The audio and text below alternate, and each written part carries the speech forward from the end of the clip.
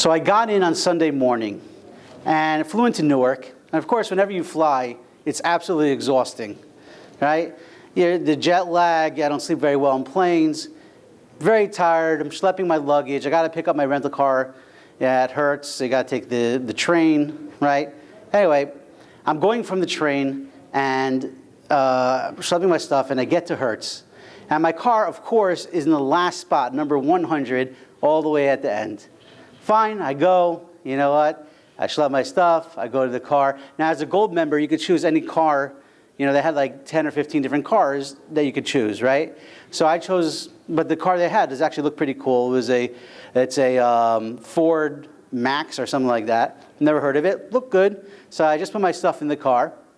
And what do you do to start the car? They have a button, I love it, you push the button, you put your foot in the brake, you push the button, and then the car just goes, right? I've driven cars like that before, pretty cool.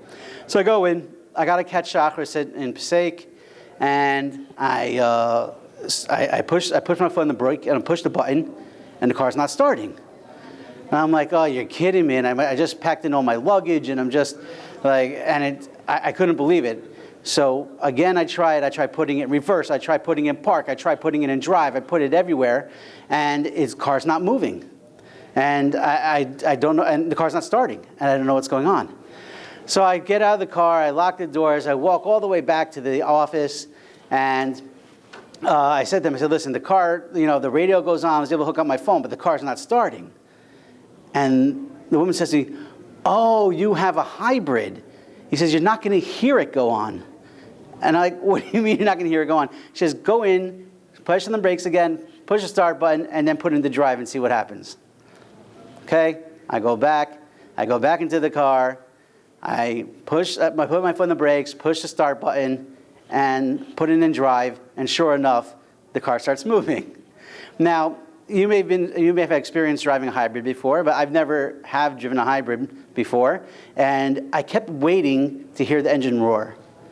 And the story, the story that we could all learn from this is sometimes you just gotta put your emunah in Hashem, just put it in drive, and just go, right? You don't always have to wait for the roar. Sometimes people are waiting for the engines to go. Everything has to be perfect. You have to have the loud sound. You have to have this. You have to have that. Sometimes it's just about going.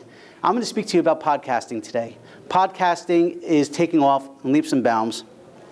And I'm happy that you're here because I'm going to give over to you guys something that I flew in from Israel. I flew here just to be able to give over this message. There's a future trend. And, you know, even though podcasts have been around for a while, which we'll get to, but right now is the most opportune time to get into podcasting, and I'm going to explain why. Today's discussion, I'll just give you a little bit about myself. We're going to talk about what is podcasting.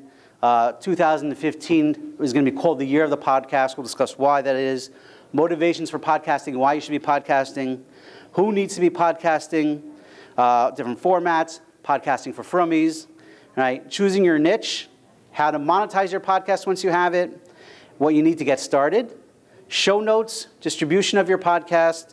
I'm going to give over a free gift to you guys, and then if there's still time afterwards, Q&A. Now we're going to try to keep this very quick and to the point, because at 4:45 we have the accelerator program, which I think will be fun to attend. Okay, first of all, a little about myself. My name is Nachum Kligman. I'm the CEO of Adiego. Adiego is a company I started bunch of years ago that I was using to do my business consulting and to I use as a place to start up different companies, to do investment in other companies, and to help other people get started with their own companies. I'm a co-founder of a company called Roadshows.co. You should check it out. Very fun company connecting people that create products with retail outlets that are looking for new ways to sell new items and bringing new customers into their stores. We just raised a nice seed round for that, so that's going to be coming up. You're going to be learning more about that hopefully in the near future. I'm also the president of a company called Zip Up for Special Needs, which is a hybrid of between a nonprofit initiative and a for-profit initiative, where we're creating an awareness program for people with special needs with the Zipper Pull. I launched that on Kickstarter with my partner. I'm also the founder of a company called Viewbix, which is a video technology company, which we've been employing between 10 to 15 people for 10 years now in Eretz Yisrael, so something I'm very proud of. I also have 2 technology patents for the ideas I came up with for Viewbix. I try to be a mentora. That's what it's all about, right? We're here in this world just for a short amount of time, and that's really the essence. And I make it mean Cholent. But most importantly, I'm a podcaster. So people say, what do you mean, what does this Cholent have to do with that? So you have no idea. I mean, I did these business cards, right? And I put in about Cholent. People came out and say, and the marketers I gave this, they said, well, that's brilliant. Why? Because they say, what does Cholent have to do with podcasting? Right? So the reason I put it in was, one, because so it would stick out, but two, I make an awesome Cholent. Right? Now, if you're going to leave this session, if you're going to take something home and it's not going to be about podcasting, at least you're going to make a really awesome Cholent. So that's why I did that. I want everybody to gain something from this session. So what is podcasting? First of all, has anybody here know what podcasting is? Does anybody here actually do a podcast? You have a podcast? Great. You also have a podcast? About starting one, yeah. So that's, if you're thinking about starting a podcast, and this is the right session for you. I'm with that. Sorry. You're going to be looking to start a podcast. Excellent. This is the session for you. Blogging, I'm looking to do podcasting. Excellent. Yes. So we're going to talk about blogging a bit also, and how podcasting is taking over from where blogging left off. Okay. So just the definition of, first of all, does anybody listen to a podcast today? This week? No. Like, is there a podcast you listen to regularly? Yeah, 1, 2 people. Okay. So I guarantee you in the next 12 months you're going to be listening to a lot more, and I'm hoping you'll be listening to mine. Okay, so first of all, what is a podcast? The easiest way to explain it, well, first we'll give the Oxford definition. A digital audio file made available on the internet for downloading to a computer or portable media player, typically available as a series, new installments of which can be received by subscribers automatically. So it's sort of like radio on demand. Right? If you know that there's someone going to be on the radio that you want to listen to, right? You're going to have to be there at 8 o'clock in the morning or 7 o'clock in the morning, whatever it is. And if you miss it, for whatever reasons, you're not going to be able to get back to it, or you have to find it on the internet and find which part of the show. Podcasting, you could listen to what you want, when you want, how you want to, wherever you want to. You could pause it, pick it up later. And when a new episode comes out, it'll automatically be uploaded or downloaded to whether it's your smartphone or to your internet app or to your website, or you sign up for a newsletter and you'll get every episode as it comes out. Right? So why is 2000? So first of all, 2015 is the year of the podcast. What I mean that because now that started in the end of 2014, but just in the last couple of weeks, even, there have been more and more articles coming out about podcasting. Right? This is one from Inc. Everything here was all these articles in the last 4 to 5 weeks. Right? 5 for Inc. magazine. 5 reasons your business needs to be podcasting. Washington Post. Podcasts are back and they're making money. The future of media is podcasting. That's from Fast Company, right? The future of media. And from the Huffington Post, 6 reasons every entrepreneur needs to podcast, right? So we're going to explain why you need to be podcasting. Why is it so important? What's the shift? Because really, podcasting has been around for a little while, right? Just to give you some numbers, the word podcast first came out in 2004, or the word podcasting was used in an article by The Guardian. Right? In June 2005, Apple began supporting podcasts through iTunes. Right? 2014, right, just this past year, Serial. Has anybody here heard of Serial? 1, 2 people, 3 people. Right? Serial became the fastest podcast to reach 5 million subscribers on iTunes. Right? And Apple announced at the end of 2014 that there are more than 1 billion subscriptions to podcasts on iTunes. Now, iTunes is just half the battle, right? You still have, you have other platforms. You have what's called Stitcher. We'll get to that a little bit later. But there are many ways now to consume podcasts, but just 1 billion just on iTunes. And monthly unique podcast listeners has tripled in the last 5 years from 25 million to 75 million. So why should you be podcasting now? As I just mentioned, there's approximately, now is the highest amount of people that actually listen to podcasts, approximately 89 million people a year. 89 people have listened to a podcast or listening to podcasts. This is done by Edison Research. In my gift, I'm going to give to you at the end of the program all these stats and links to these information will be given over to you, so you'll be able to research it more. And also the number of podcasts listened to in a week. That the average podcaster, the average person that listens to a podcast, listens to 6 podcasts a week, right? And each podcast averages about a half hour to an hour. So people are spending their time listening to podcasts. Why? Well, we'll get to that in the presentation, but there's also very important. Sorry, got a little distorted, the presentation. But just, you guys know that Tim Cook just gave a presentation, was it a week and a half ago, 2 weeks ago, about the iWatch, right, the new Mac, right? So he said something that is astounding for anybody that's into podcasting, right? What was his quote? CarPlay, which is an Apple product, is changing the way we use an iPhone in our car. And I'm pleased to announce today that now every major car brand has committed to delivering CarPlay. That means that every car coming out in the end of 2015, 2016, and for the future will have CarPlay. With CarPlay, with the push of a button, you'll be able to listen to your favorite podcasts, right? As easy as turning on your radio, right? So every car is going to be built with that. 58% of Americans, of adult Americans, use a smartphone, right? So back in 2004, nobody had smartphones, right? So when podcasts first launched, when it first started getting there was no way to easily deliver it. There's no way to easily consume it. But now in 2015, 58% of American adults have a smartphone. 81% of adults between the ages of 25 and 54 have a smartphone. All right, you know what? That's a tremendous target market. Right? Someone mentioned about blogs. Right? Right now, there's about 450 million blogs out there, give or take, 200 or 300,000. Right? And then, but how many podcasts are out there today? Only about 300,000. Right? Which means now in blogging, with blogs, let's say only 10% of blogs are good. Right? They're actually done right, that are kept up to date, that are worth reading and subscribing to. That's still 45 million blogs out there. That's a lot of noise. With podcasts, there's about 300,000 podcasts today. Only 10% of them are quality. Only 10% are worth listening to and subscribing to. That's about 30,000 podcasts. Which means today, if you wanted to start a podcast for your niche, there is no better time. Well, maybe yesterday was a bit better, but there's no better time than today to get started in podcasting. Okay, you have an opportunity like myself. Actually, we'll get to that in a second. But right, so we said 9 out of 10 podcasts are poor quality. Still plenty of room for you to choose your niche and to go after your market. Among Americans who hear podcasts at least weekly, which is an estimated 27 million people a week listen to podcasts, only 14% are satisfied with just listening to one podcast. 15% listen to 11 or more shows each week, right? Those are the real Frummies, right? And 64% listen to at least 3 podcasts a week.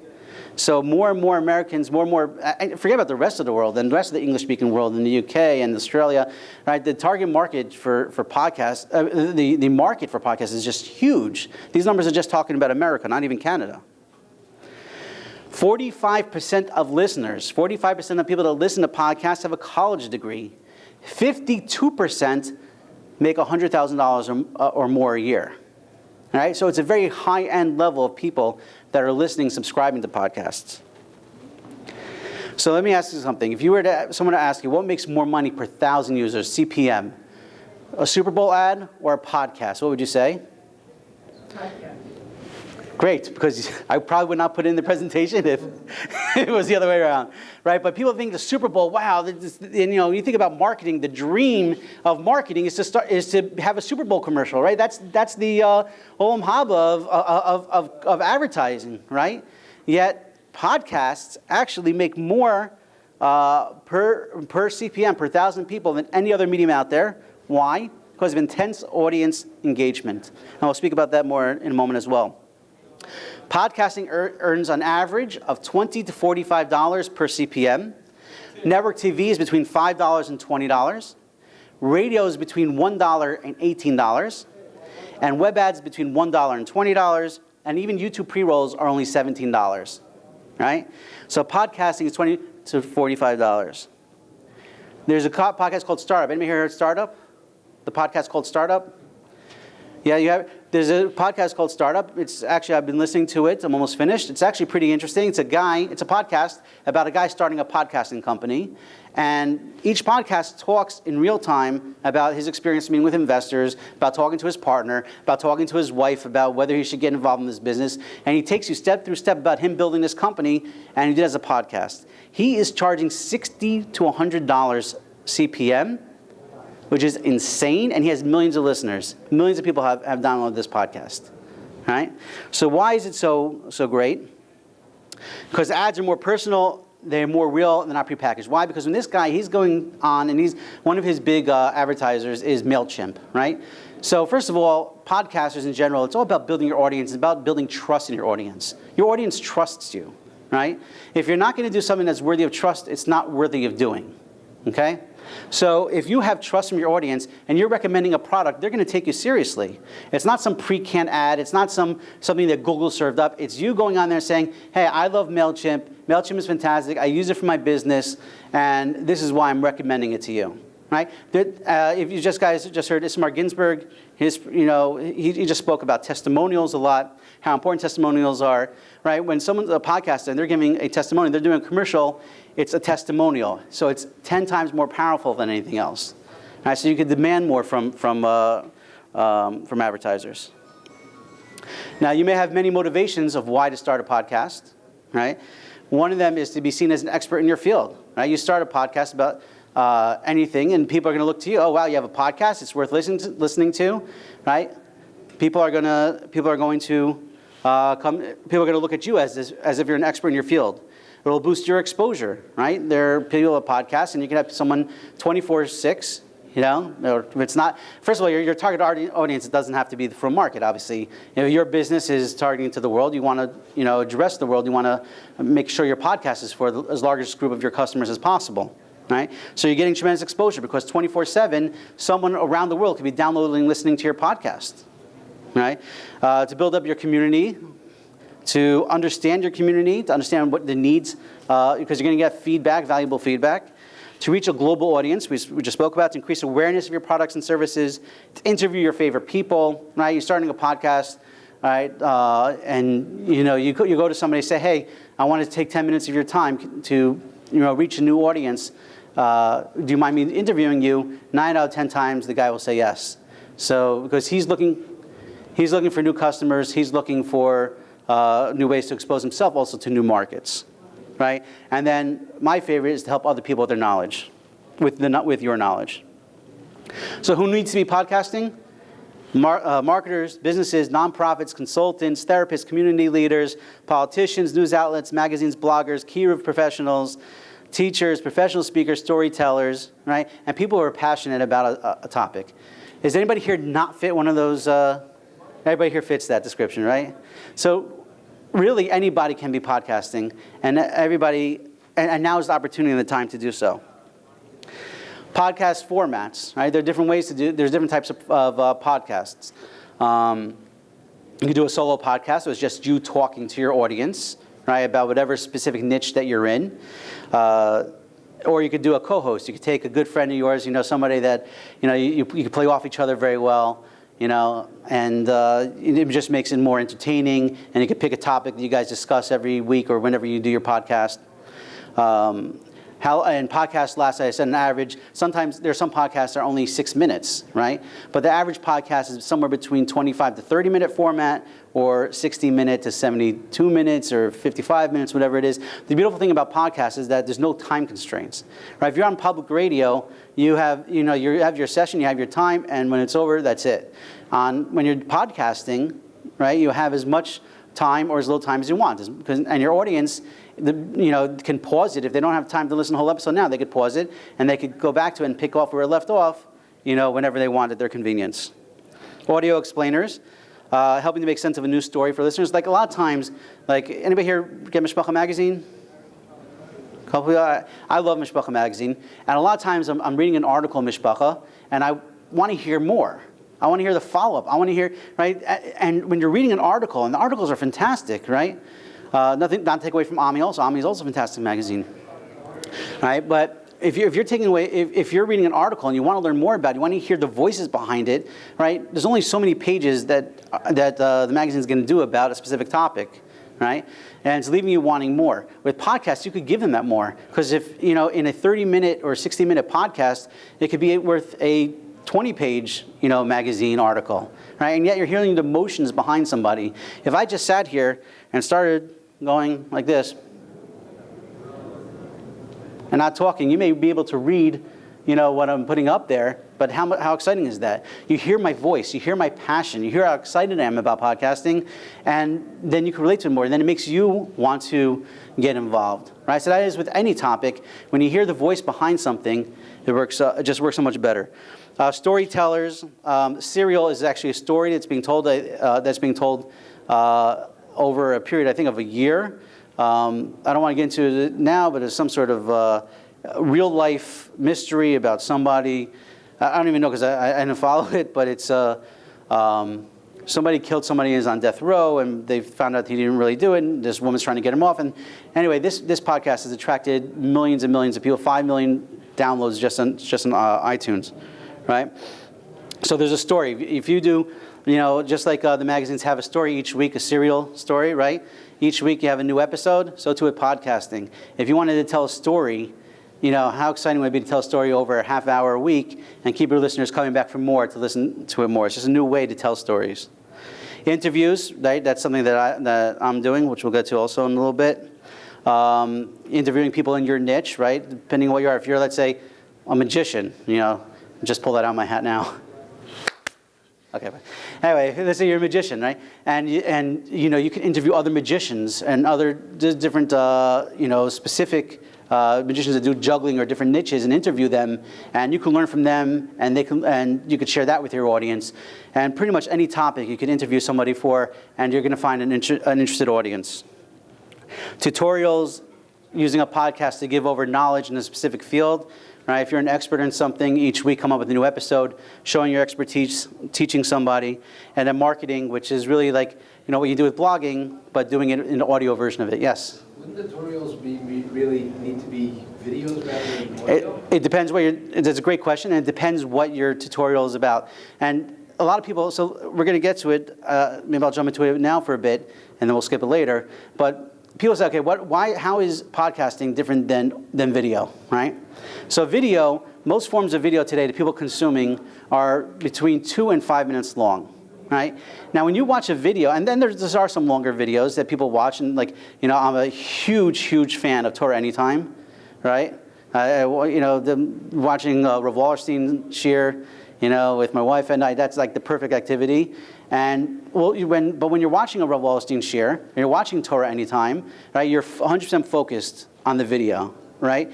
When you're watching a long-form video, a short-form video, you have to be focused on the video, right? Are you watching a video when you're driving for 2 hours a day back and forth to work? No. Are you watching a video when you're at work? I hope not, right? Are you watching a video when you're exercising? No. Are you watching a video when you're walking your dog? If you have a dog, or you're walking your cat, right? You're not watching videos. There's many opportune times when you can't be watching a video, but hearing a podcast in the background, or while you're exercising, or while you're walking your dog, or while you're taking that commute to work, right, is an incredible time to be able to be focused and listening to a podcast. And that's another reason why advertisers love it, because people are hearing it and they're focusing on it when they're listening. Okay, so podcasting for Frummies. Obviously, we're at a Frum event, and I came from Eretz Yisrael because I love Frum people. I love Yidden. I do. I can't help it. I love helping people. I love sharing my knowledge, and that's one of the great things that attracted me to the Parnassa Expo, is that it's all about helping our fellow Jew, right? Whether it's helping people get a job, or it's helping people with business, right? How not to make mistakes other people made. But let's talk about the Frum community for a bit. It's an untapped market, right? How many Frum podcasts are there out there today, right? Charlie Harari just spoke yesterday. He announced he's launching a new podcast next week, right? So he's one. Anybody else? Voice of Israel. Voice of Israel. That's so there are some news people that are doing some podcasts, right? But it's really an untapped market.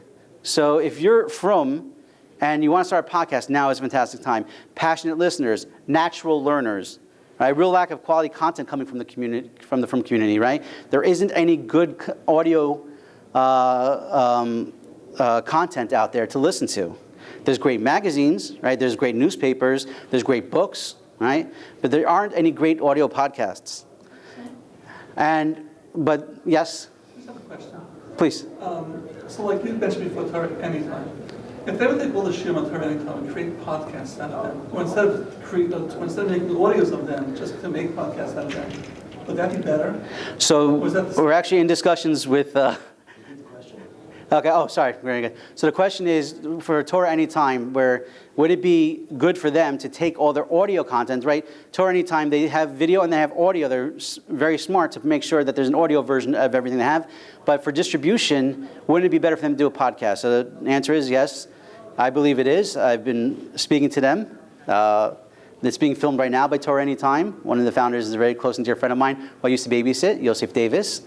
And we're discussing that very question right now. But why would it be better? Because now, if I want to listen to a Rav Wallerstein shir, right? So I have to go to the website, and let's say they did something fantastic, which means anytime a Rav Wallerstein shir comes out, I get an email that says a new shir was posted. But what do I have to do? I have to be at my computer. I have to go. I have to set up a time. I have to download it or be in a place when I can watch it or listen to it. Right here with the podcast, if I have a smartphone, it'll automatically be there, right?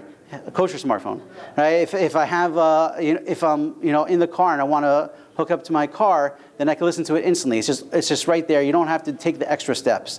And so it's another way of distribution, which is very important, right? Okay, so better. And so another reason for the Frum community to start getting into podcasting is because people are going to start listening to podcasts. If you don't have Frum therapists to listen to, then somebody you need is going to go to a non-Jewish therapist. Right? If you want to get business advice from somebody, there's a lot of great non-Jewish people to get business advice from. But we have a different way of looking at things in the Frum world, right? So if we don't provide the content for the Frum Olam is going to go somewhere else, and I think that would be a big mistake, right?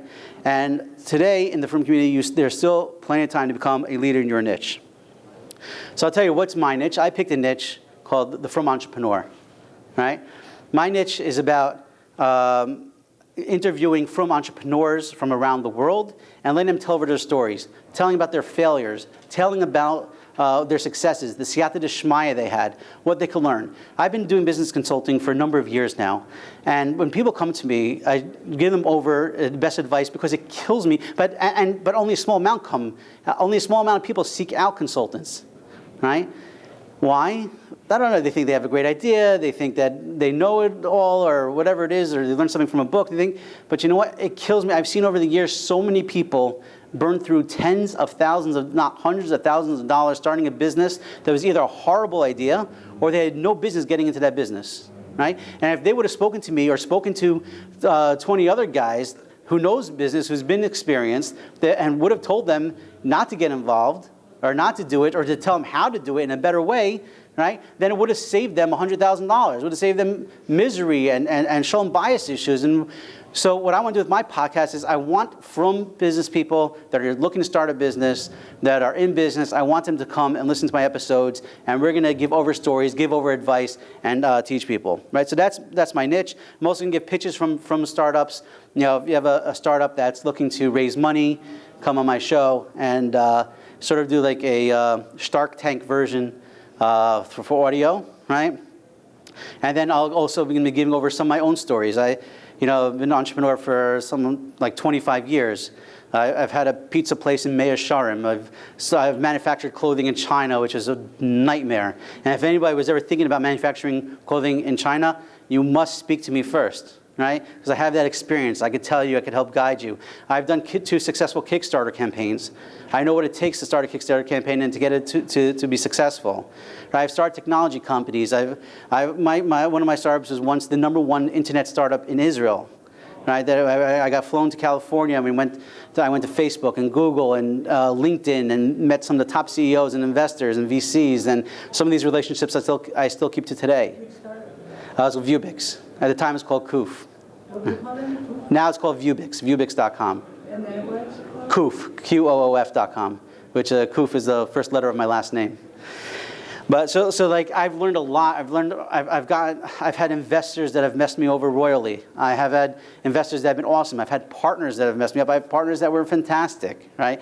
So I've been through the experience, and so I will talk a lot about that on my podcast. And of course, it's about helping the community, giving back.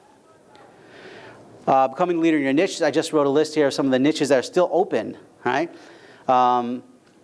Kosher wine.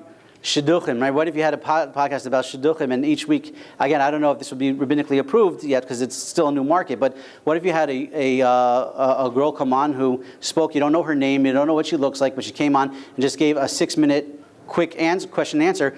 Which school did you go to? What are you into? What are you looking for? And then the audience can listen to that girl and say, hey, I know somebody that sounds perfect for this girl. Right? It could be a whole new way to do shidduchim. Right?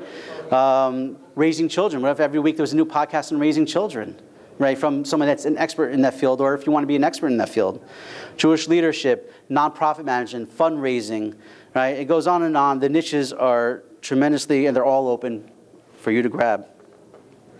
How to make, money, dollars, U.S. bills, right? We're in America now. Right, so how do we make money with podcasts?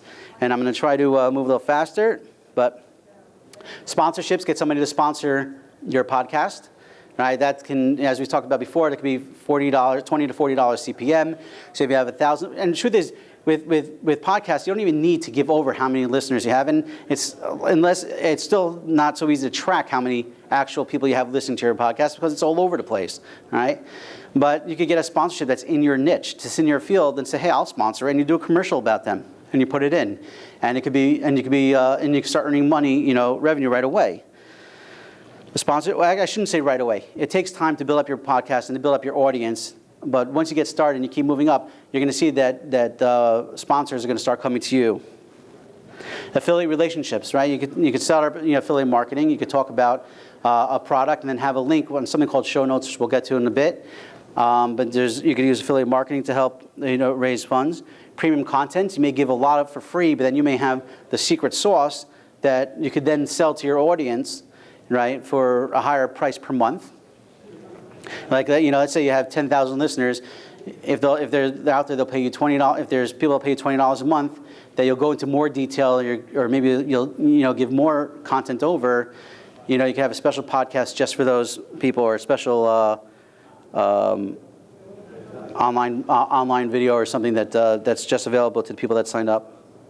You create CDs of your podcast and sell subscriptions online or via stores, right? One of the things I plan on doing is once I have enough. I just launched my podcast about a week ago, so I have 3 episodes. I have a 4th episode coming up. I just got it back from my editor. Anybody here of Camp Ronanu? Yeah. So I just did a podcast interview with the founder of Camp Ronanu, and it was brilliant. He brings us such amazing points, and really exciting. That's going to go up. Right? But once I have enough content, I'm going to be taking 4 or 5 episodes, putting it on a CD, right, and selling them through stores or selling them online as an additional way of revenue. Because not everybody has an iPod or has an iPhone or a smartphone, or they still have a CD player they'd rather listen to it too. So, it's another way to earn revenue. Syndication, right? You have a news station and a news radio, and they're looking for new content. You could just take that audio file, send it to them, they could play it, and they could pay you for it, right? Or you could syndicate it through a news site or through a blog, someone that's willing to pay you for your content to play for your audience. Coaching, right? So if you become an expert in your field, if people recognize what you're doing and they like what you have to say, they may want to have one-on-one coaching sessions. Right? Someone wants to have a one-on-one coaching session with me, I'm able to charge them for that because I have an expertise and a knowledge that they want to learn from. Courses and academics, you can create online courses, you can create academies on a specific topic or niche. Right? There's a lot you could do once you have the knowledge and once you have that audience. So you give a lot of stuff for free, and you just keep giving for free. But there's a lot of details that goes. Like I could talk about starting a business, but if you want details about starting a business, I could create, and I am creating a 10-hour course that goes into every single detail of starting and launching a business. Right? So there's always more content you could create that goes deeper into your level of expertise, and then you could sell that as well. Donations and tip jar, right? You could just say, hey, put a donation button, especially if you're a nonprofit organization, right? Or a tip jar, hey, you like what I'm talking about? An online tip jar, just click a button and you can donate a few bucks. Product creation, you could take your audio, you could take your podcast and you could have it transcribed, right? And then you could take that and you could turn that into an ebook. Or you could take 10 of your podcasts, have them professionally edited, and turn it into a book, right? Depending on your niche. Kickstarter campaigns is, Planet Money is one of the most popular podcasts that are out there. And they had a big enough audience that they decided to run a Kickstarter campaign selling t-shirts. $590,000 worth of t-shirts they sold to 20,242 backers, right? So once you have an audience, even if you have an audience of 1,000 people, of 2,000 people, 5,000 people, you launch a Kickstarter campaign, right? You have a built-in audience that's willing to already support you. Patreon is a new company that's came out in, I think, 2013, 2014, but they're becoming more popular podcasts. It's kind of like Kickstarter, but for creators. That if I'm a podcaster, right, and I could offer different levels, that if you want to give me $1 a month, right, automatically, give me $1, then I will send you maybe a special newsletter. If you give me $5 a month, I'll do an audio that's just for the people that give me $5 a month. If you give me $20 a month, I'll do a special session just with those people that give me that give me $20 a month. So it's like it's an online Kickstarter type of deal for creators, and it's becoming very popular with podcasters, and a lot of people are making a lot of money with it. One episode, many options, right? You create your podcast, you put in the effort, you have it, you can publish it via iTunes, via Stitcher, which is like the iTunes of the Android world. Publish it on your blog or website. Publish it on Facebook, Twitter, LinkedIn, Google+, right? You transcribe the recording as we talked about. A 30-minute podcast averages about 5,000 words, right? So you're getting great content. Use the content for ebooks, white papers, future blog posts, etc., and you can send out as a newsletter to your list. Now, what you need to get started: hardware, software, audio hosting, post-production, right? Hardware, you're going to need microphones. You're going to need either dynamic microphones, condenser microphones. Basically, a condenser picks up every sound that it could pick up, whereas a dynamic microphone usually picks up, when you're talking right into it, right? So in different situations, if you have a studio, a home studio, you may want a condenser mic, it just picks up better volume. But if you're in a little bit of a more noisy place, you want to be able to have the microphone just pick up what you're doing. Accessories, such as a shock mount or a filter, pop filter. These are all things that takes away vibrations. Right? What you want to do is you want to make sure that you have the best audio quality possible, right? Because people are looking at you, and if you don't have a professional podcast, people are not going to listen to you. People are going to tune out. People are not going to subscribe. So you want to make sure that your audio quality is top-notch, right? So you want to make sure you have all the top accessories. Mobile recording, right? You want to be able to, I saw someone left one here, called the Zoom. I actually have the Zoom, but I have the Zoom, what's called the H4n, which is what's pictured right over here. That's what I use, and it's great for interviews. This one, actually, you could plug in 2 different microphones for, right? Where this one seems to be the version below it. You can't really plug in microphones for it. But for mobile, you definitely want to be able to record top quality.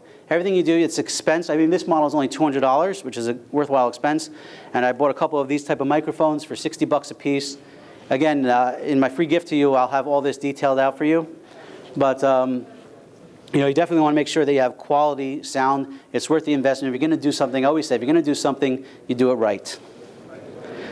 Software, because what are you recording on? You put in the microphone, you connect it up to your computer. Right? So if you have a PC, you're going to use something called Audacity, which is audacity.com. Right? And that's a free software you can use, which you can record your audio to. On Mac, you have something called GarageBand, which is supposedly awesome. I've never been a Mac guy, so I don't know, but people rave about it. You need something called ID3 Editor, because once you have your audio file, well, when you put it in iTunes, how do they get that picture? How do they know what the podcast is about? How do they know what the chapter title is? So you have to take this software, which is also free, ID3 Editor.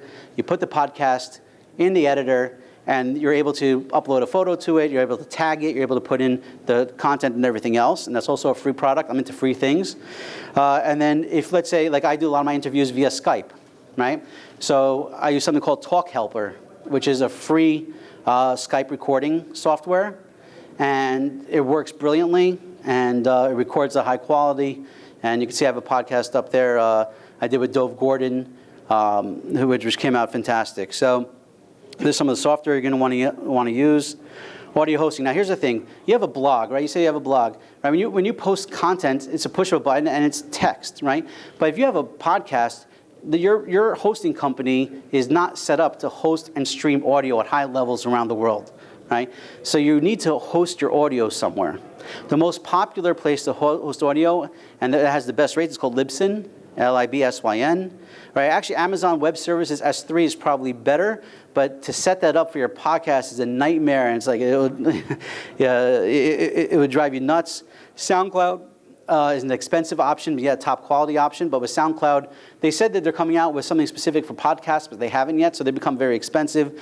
Buzzsprout is another one to look into. That also, Buzzsprout is pretty easy to set up, upload your audio, and they help you also publish it to iTunes and Stitcher.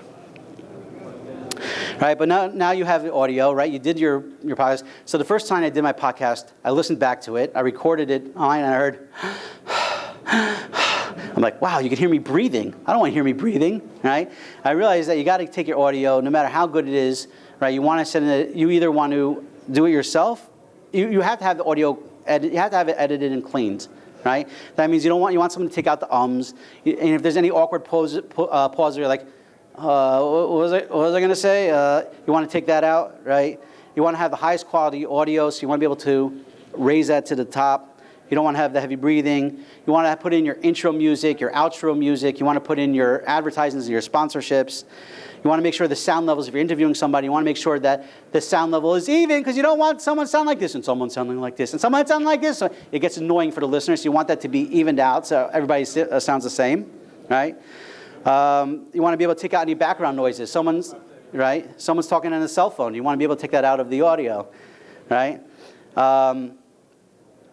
You want to make sure that sound levels are okay. We said make sure that the MP3 is in mono and not stereo. You want to record in mono, because if you record in stereo and you only record it in one track and you publish it, it's only going to come out in one ear. So you want to make sure that you're recording in mono, and also combining audio files. A lot of times it may be better to record in two separate files, your guest and yourself, and then you want to be able to combine it. So for all these things, you need to either do it yourself or you need to hire somebody. All right, so you could learn to do it yourself. This is called a mixer, and mixers are not very expensive. You get a good mixer for about $100. Some of the even better ones closer to $200. Not expensive, but there's knowledge there, and it's time consuming, right? And there's a steep learning curve how to use an audio mixer, right? But it's definitely an option, and a lot of podcasters do their own audio editing, right? But a lot of people want to just hire it out and to be able to get their audio cleaned up professionally, right? I don't want to learn how to edit audio. It's just not worth it for me. I want to spend my time interviewing. I want to spend my time marketing. I want to spend my time growing other people's businesses, right? I don't want to have the headaches of editing my audio and getting it just right, right? So the only thing is it could be a bit expensive, because to get somebody good, it could be anywhere from $50 to $200 per episode, depending on how long it is, to get a professional file. But if you're going to do podcasting, if you want to be on iTunes won't accept you if your quality's bad. Not everybody gets accepted to iTunes, right, or to Stitcher, right? And because they don't want to give bad quality. So you want to make sure the quality and everything you do is perfect, because you're in this for the long term. Intros and outros, that's the music you hear, coming on. If you go to my podcast, you'll hear my intro and outro at the end. It helps you sound more professional. Instead of, like, when you start the podcast, you just hear, hi, is this thing working? Hi, yes, you're here with the next episode. But you hear some intro music. It makes it come alive. It gets the listener involved, right? You sound more professional. It builds a branding in your head that when someone hears that music, you're hoping that they're going to be thinking of your podcast. So, it gets people excited. And your intro and outro should fit your style of your podcast. Like if you're talking about raising children, you don't want some heavy rock theme going in the background, right? So you have to choose your intro and outro music properly. Show notes. This is one of the most beautiful things about podcasts, is that you do a podcast and someone's driving, right? And you can tell about this website, right? They're not able to stop and write down their website because they're driving, or they're jogging, or they're exercising, or they're doing the dishes, right? So I make sure that in my intro or in my outro, I make sure to mention, hey, come to my website, and I'll have all the list of everything I talked about in my podcast. Right? I'll give you a brief overview of what was discussed. I'll give you the names of the people we talked about. I'll give you every single link that was mentioned, right? And this builds content that's very good for SEO, and gives people that want to rehash and remember everything, and it gets them to come back to your website as well. Here's just an example on my website of show notes that I did for a recent episode. So I list the Torah mentions. Always got to have the Torah mentions. Names of people mentioned in the podcast. And of course, what am I going to do? I'm going to contact these people and say, hey, by the way, you were mentioned in my podcast. What are they going to do? They're going to go and listen to my podcast, right? So the more people you mention, and then you have links, right? And you're going to mention to those companies, hey, by the way, I just talked about your company in my podcast. You know what they're going to do? They're going to retweet it. They're going to post it on their Facebook page, right? And that's also when it comes to, there's one of the secrets of interviews is that when I interview somebody, right, I'm going to ask him afterwards when it gets published, hey, by the way, do you mind sharing this with your friends and fans, right? And it's going to bring in a whole new level, more people, to come and listen to my podcast because he's spreading it, right? I'm getting people to spread it for me, right? And then I try to have a charity plug where I ask, to whoever I'm interviewing to give, a tzedakah source that they support. That's just something I like to do to try also to give back to the nonprofit community. Right? So that's show notes. Very, very important to do that right. Distribution. Once you have your high-quality finished podcast, you want to get it on iTunes, Stitcher. You want to post it on your website and blog, social media pages. And then network and radio stations are looking for pre-recorded content to serve up to their listeners. Here's an example. This is my podcast on iTunes. This is what it looks like. At the time, I had 2 episodes. There's 3 up there now, and a 4th coming. And from this conference, I have another, I think, 10 interviews lined up. So we're going to be growing fast, I hope. Although Pesach may get a bit in the way, but exciting things are happening. This is called Stitcher. This is like the iTunes, but for the non-Apple world. And again, you're able to listen. Like if somebody says, like, I don't have a podcast, right? I don't have a smartphone. How can I listen to your podcast? So what am I going to do? I'm going to send them a link here, or to my website where I play it, and it'll bring in, and it's a high quality play, and it enables people to share it as well. It's a directory for podcasts. Okay, now there's a website called podtopod.com, which is a news magazine done by a Frum Yid out of LA that just happened to meet online from podcasting. So I wanted to give him a double thumbs up because he's doing some great stuff. He has great interviews from people on how to podcast and why you should podcast and latest technologies in podcasting. His name is Yosef Berman. Oh, and making mean Cholent, as I promised you. All right, there are people here. You're watching it. I say, you know what? I like podcasting, but I don't know if it's for me. I'm not sure. But I don't want you to leave home empty-handed. So I'm giving you my secret Cholent recipe. Now I'm not giving you the exact recipe because there's no real measurements because I don't know how to measure when I cook. Right? I just throw things together and through siyata d'shmaya comes out great. But this is just some of the things that I put into my cholent. Right? I fry the onions on the bottom of the cholent pot. That's one of my secrets. Another one is 1.5 cups of light brown sugar. Or it could be dark brown also. But I'm very heavy on the sugar in my cholent. Not many people do that. And kishka batter. Right? In Israel, you have these kishka things that are like liquidy. You just pour that into your pot, right? And it gives it a really great flavor and some thickness to it. And your regular stuff. Again, I'll send this out to people. Just don't post it in any cookbook recipe. Oh, you could if you give me a mention. So now at least you got the Cholent thing. My free gift to everybody here. Please come up and you'll take one of these business cards. Please give me your business card. Wait 1 minute, just when we finish. But I have a book called Podcasting for Frummies, where I go into everything I said here, plus a whole lot more, plus a whole lot of links.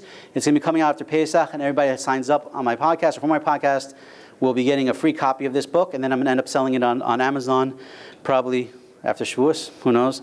And I just want to say that if you're interested in podcasting, if you want to start your podcast, if you need more help, contact me. If you need help marketing, starting it, getting going, recording, audio, editing. I have an editing studio I just put together. I could do it for you. So whatever you want, please contact me. And I'm happy to help you and get you started. Great show.